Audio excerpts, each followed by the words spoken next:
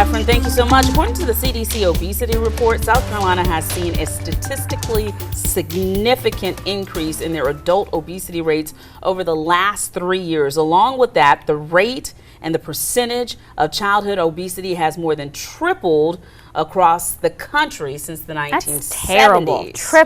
Tripled, you guys. Lack of physical activity is one of the key factors, of course, that contributes to childhood obesity. So we're curious how much physical activity our kids need to be getting every day, especially when they're young. Rosemarie Beltz is here to talk with us a little bit. This is also our poll question of the day. Right now, 40% of you are saying more than 2 hours, which is a very good thing. But 40% of you are also saying your kids get zero. Because you can't get them up and you can't get them off the Xbox. So what do you think? Like, this is really a slide. I mean, to say that we've tripled obesity rates across the country. Exactly. It's alarming, which was why I wanted to do this study when I saw it today. And a lot of people think that cardiovascular disease, like we think of it as an adult disease, right?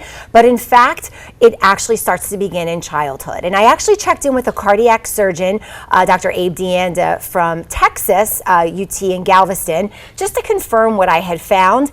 Do you know as early as 17 to 18 years old, fatty deposits have been found on, in 17 and 18-year-olds. Really? Yeah, right? And so looking at that, they know that to prevent those numbers, right, in teens and adults, they've looked at lowering those risk factors, activity levels, but nobody ever really looked at younger children. And with these rates on the increase, they're starting to look at these numbers. So in this particular study, they looked at 400 kids over 3 years, from 3 to 3, 4, and 5 years old.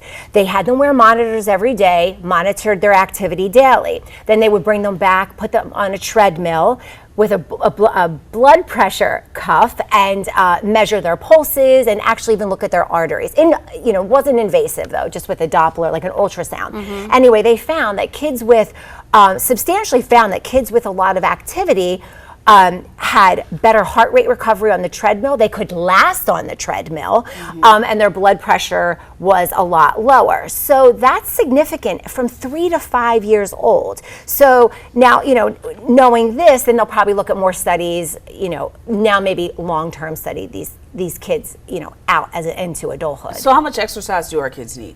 So sadly, according to the CDC, only 21% of kids get the recommended amount of activity. From 6 years old older, that's minimal of 60 minutes. From 3 to 5 years old, they want more than 2 hours minimum. And then, preschool age, toddler age, 2 to 3, 60 minutes. But even tummy time as an infant, that's really important because they're really starting to engage in their strength. And that's really important. And they were saying, like, why playpens? We want to keep an eye on kids, but we want them to be able to move around. Because they need the physical activity to grow muscle. Yes, and it really, really makes a lot of sense. But I feel like that number that 21% of kids are only getting that amount, that's a little startling. I feel like there's a parent right now with a 3-year-old who's saying, you think my child doesn't move 2 hours out of the day? I can't keep up with my baby. He's moving 3 hours, more than 2 hours out of the day. But they have to keep it up then. They can't turn to Xbox. You have girls, I think it's a little bit different.